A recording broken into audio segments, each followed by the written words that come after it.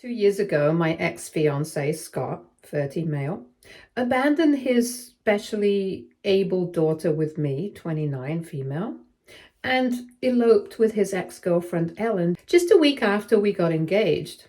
By then, we had been together for 3 years and had been living together for 6 months.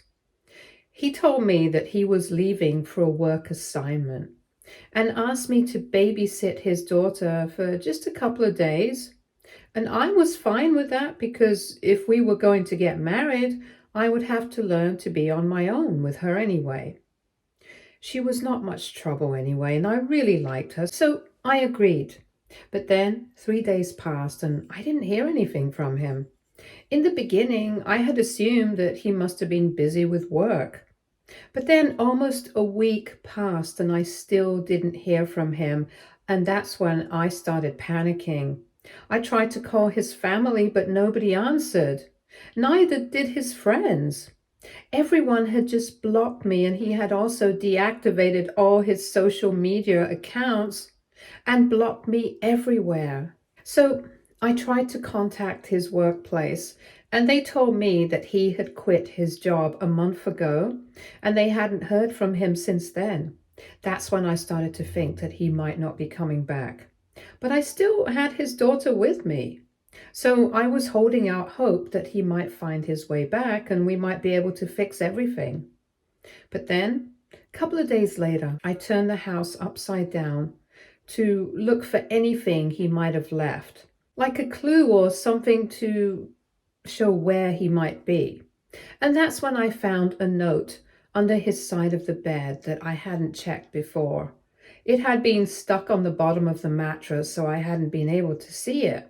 But it was basically a letter to me, telling me that our relationship had been a mistake and that he had been cheating on me with Ellen on and off for the past 3 years. The only reason he had even proposed was because he thought that this would finally get him to stop seeing Ellen. But she ended up proposing to him a couple of days later after she found out, and they decided to get away from this place and start again somewhere new, and requested me not to try and find him. He said he was really sorry about whatever had happened, but he had to leave his daughter behind because she was a useless load, a total burden on them, and they couldn't deal with this anymore. So I could adopt her or I could do whatever I thought was appropriate, but they were done with this and they were going to live the lives that they had wanted to all along. And while that letter shattered me, I didn't even have time to sit around and cry about it because, well, I had to deal with the situation at hand urgently.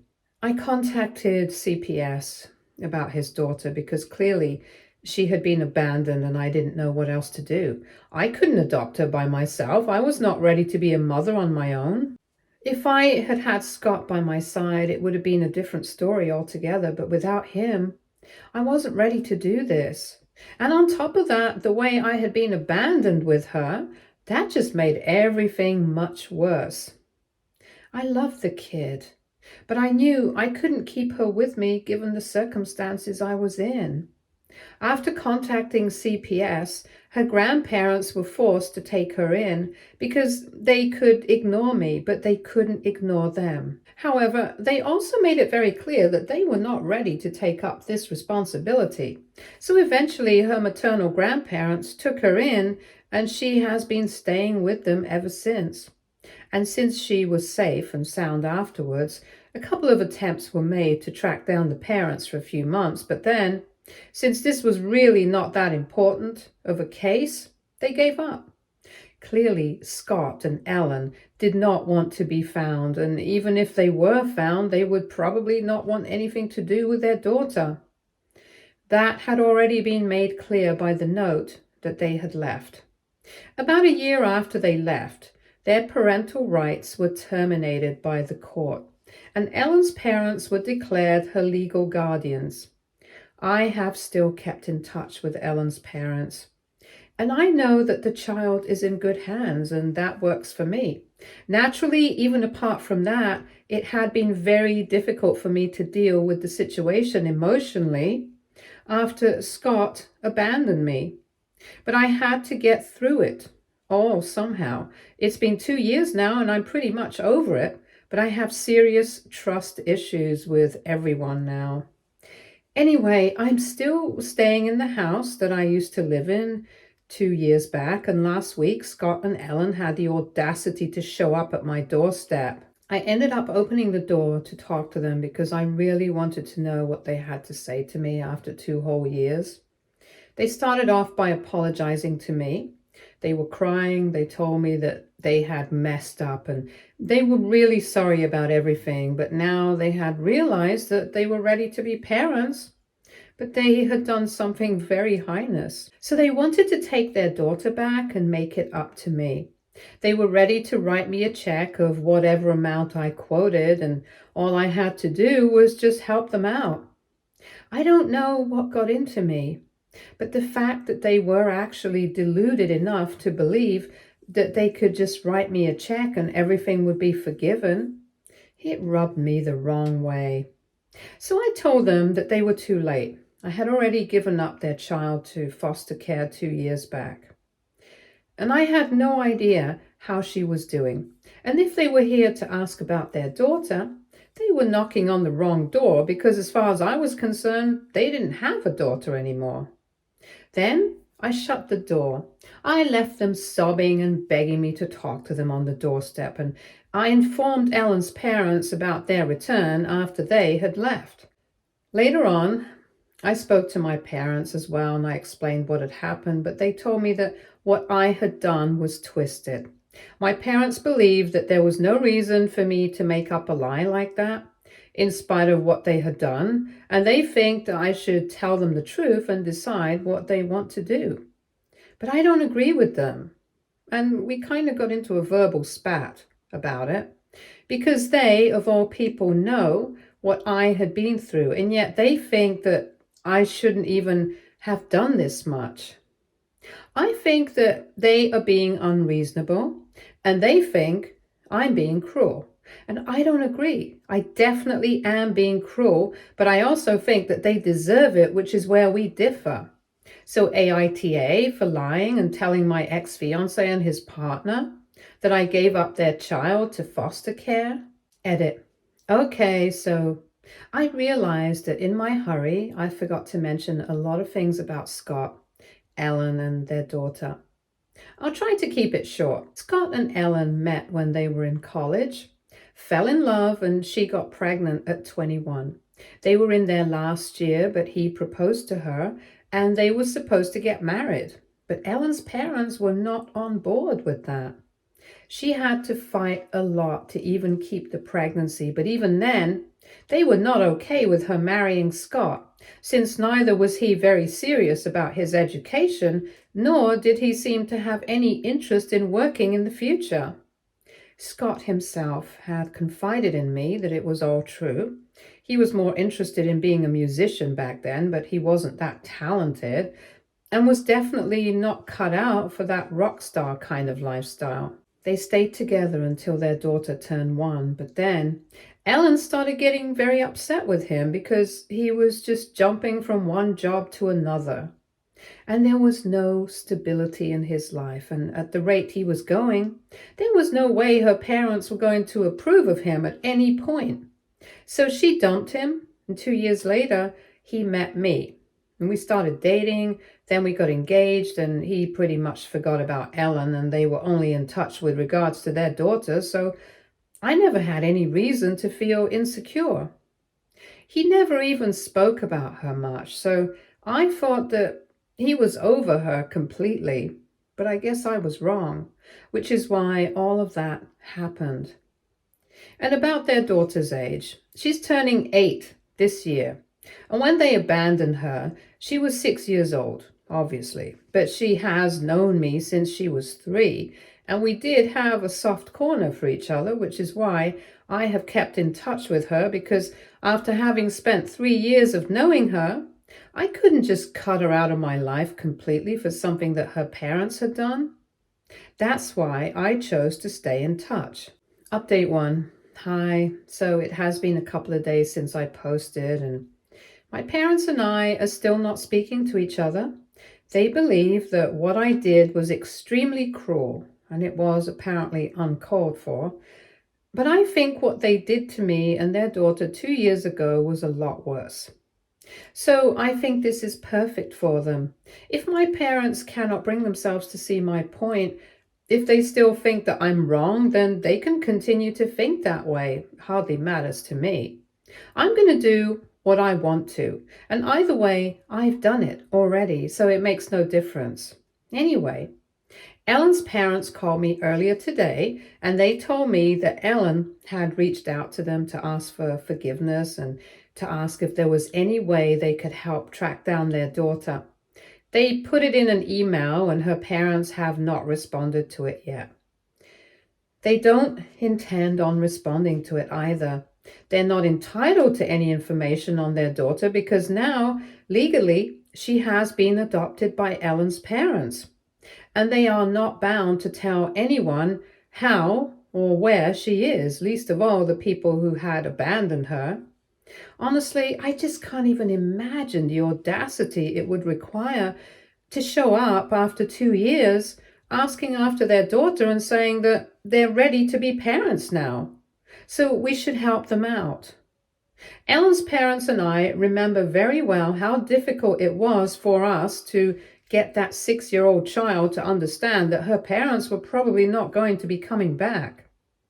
They have no idea how emotionally draining it was for the three of us to try and console her when she would cry for her parents. And we had no idea how to explain anything to her. Of course, we thought that we would tell her when she was older, but given her condition, things are different with her. Things are more complicated, and never did they once look back to check on their own daughter. She was just 6 years old, for God's sake.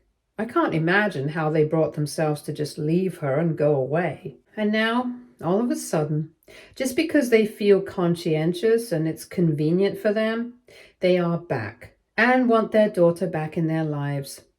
Some guts it must require, I have to say that. Anyway, I'm just glad that Ellen's parents had never liked Scott, and I think they had the right idea about him. The two of them really do deserve each other, and anybody who thinks that I should show them any sort of kindness, they are seriously fooling themselves. They should actually be glad that law enforcement did not pursue their case, since they were not much of a priority. Because if they had been found, I would have personally sued them.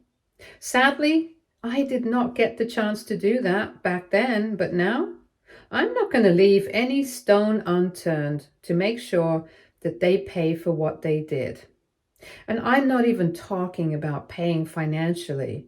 I'm talking about making them pay emotionally. Anyway, I highly doubt that any amount of money is going to make up for what they did, especially to me.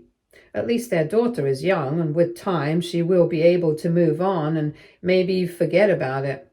I'm not saying it's going to be easy for her, but at least she has her whole life ahead of her. But in my head, I had really planned a future with Scott, and after him, I was not able to trust any guy at all.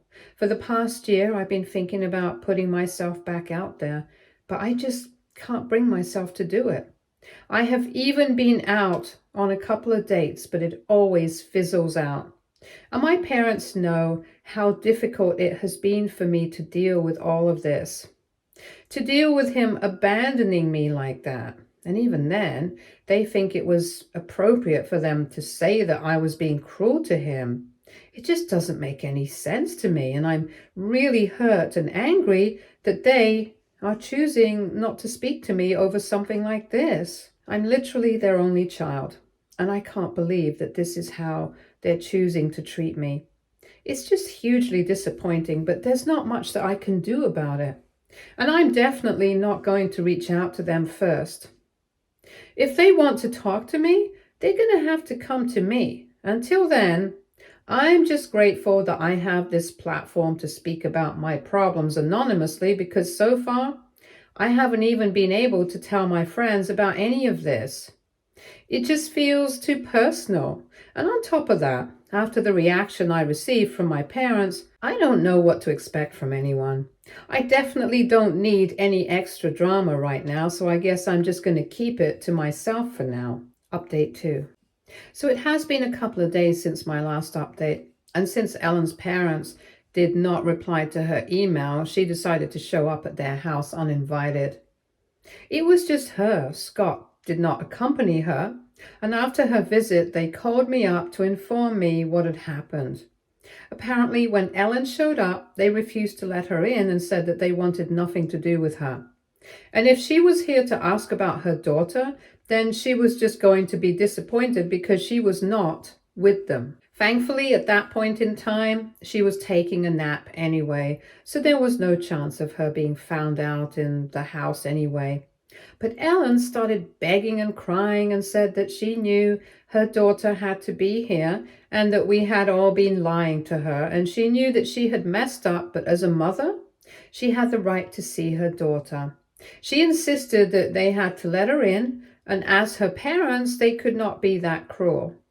So they got into a fight, and Ellen started banging on the door when they shut it, but even then her daughter did not wake up. And I'm really thankful for it because I think it would have been very traumatizing for her. After a while, her parents said that they would call the cops, and that's when she finally left. They called me to warn me about it because now that she had somehow figured out that her daughter had to be with them, they would probably try to come to me as well and try to talk me into convincing them. But that's obviously not happening. I don't even think that I'm going to entertain their visits, and I'm definitely going to call the cops as soon as they decide to show up here the next time. In all honesty, I'm beginning to think that it's probably Scott's parents who are responsible for this. They were not really involved in the whole adoption process, but I'm guessing they must have had some idea what was happening after CPS stopped contacting them. So it must have been their guess that Scott and Ellen's daughter is now with her parents. Because she's definitely not with me, that's for sure. And given how Scott's parents always adored him, I'm pretty sure that they had stayed in touch with him for the past 2 years, but had refused to help find them. I think all these people are just failures at being parents or even just good people in general. They really do deserve each other, and I think they should stick to each other instead of bothering us. I don't even understand why they are being so stubborn about getting back to their daughter.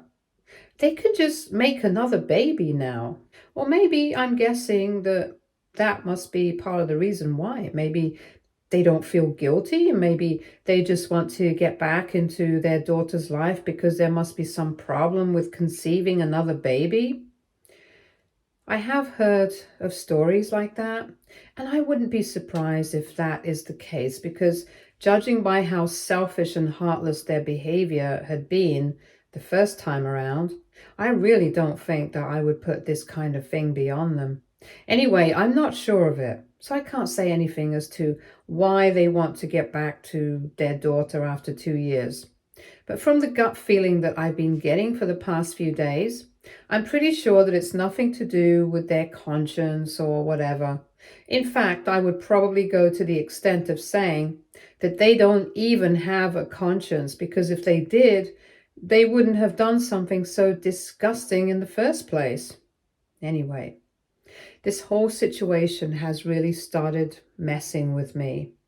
And they hardly ever brought up anything to do with Ellen or Scott, to the extent where I almost forgot that they were her parents. They never spoke of her, but nowadays I feel like I'm being suffocated because I've started to think about them every day once again, and it feels like all the healing and all the self-care of the past 2 years has started being undone or something, because I feel like I'm going back to that state of mind in the first few days after I was left behind by Scott. And that just can't happen again, because it was one of the darkest phases of my life and I really don't want to go back there. At least back then I had my parents to support me, but this time they're not even speaking to me. Yeah, it's been a while and they are still not speaking to me, and I don't know what it's going to take for them to acknowledge the fact that maybe they were not exactly right. Maybe Scott and Ellen deserve the kind of treatment that they're receiving right now. I don't understand why they're being so stubborn about this whole thing. But even I have decided that enough time has passed and now an apology is just not going to cut it. I don't know what exactly I want them to do, but just coming back to me and saying that they're sorry is not going to be enough. They're going to have to show me that they are sorry and that I'm going to think about whether I want to forgive them or not. Because I think they have been very insensitive. And I don't need any more of that crap in my life at this point. Update 3. So just as Ellen's parents had predicted, 2 days after she showed up at their house, Scott showed up at my place.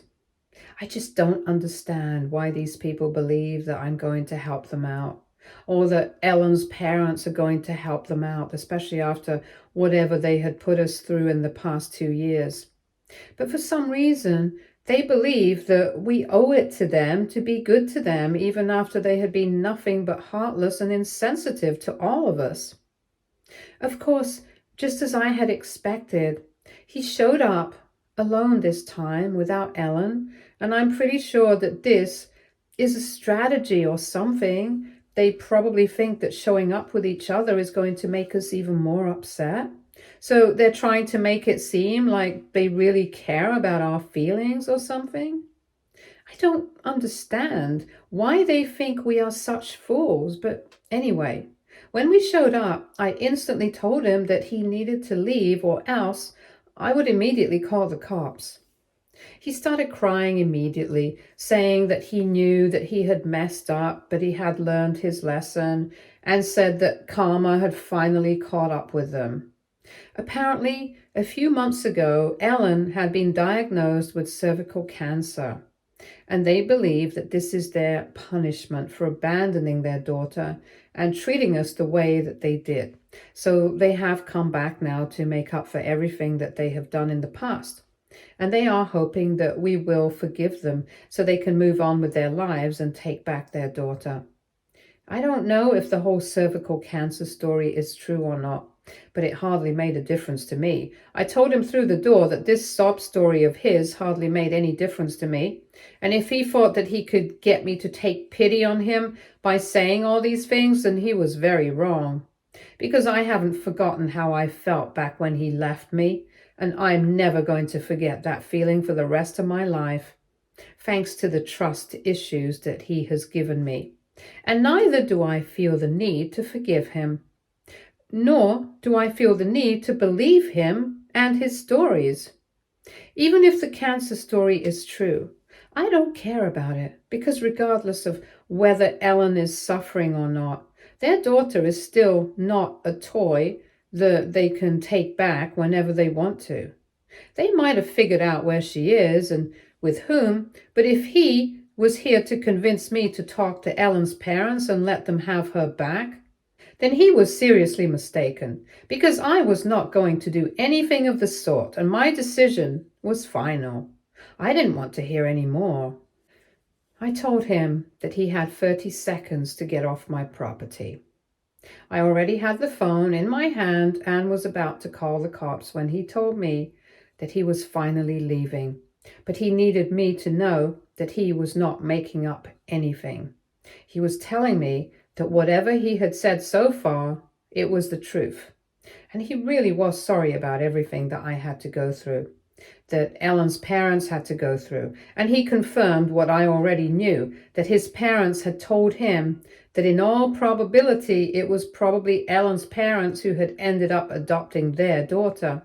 And also, Ellen had already visited them, but had no luck in seeing their daughter even once. So they had believed that at least I would have some sympathy for them, knowing their condition, and arrange for at least one meeting between parents and daughter by speaking to Ellen's parents, because it seems like they have taken a liking to me or something. Now, though, clearly it was evident that I had no interest in helping them out. So he was going to leave because he had no interest in getting caught up with the cops, especially after whatever had happened in the past. But he wanted me to know that whatever he had told me about having cervical cancer, it was all true. And they had really believed that coming back here, they would be able to make amends with all of us, but clearly we are not open to it. He told me that Ellen hadn't brought up anything about it when she had tried to visit her parents because she did not want them to worry too much. But now he didn't think that they would worry anyway.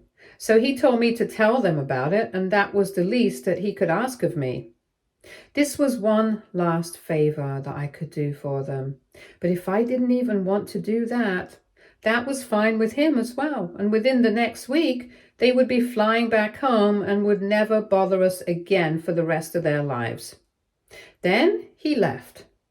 And I didn't even have to call the cops. And I don't know what to do with myself either now, to be frank. I just felt like I had to get this all off my chest. And now I guess I'll have to make a decision about whether I should talk to Ellen's parents about what I was told or not. Eventually, I guess I'll have to do that anyway, so let's just see where this goes. Update 4. So it's the end of the week.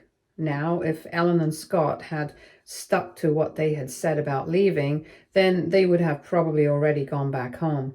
After my last conversation with Scott, there were no further attempts to get in touch with us, and I did speak to Ellen's parents about whatever I was told.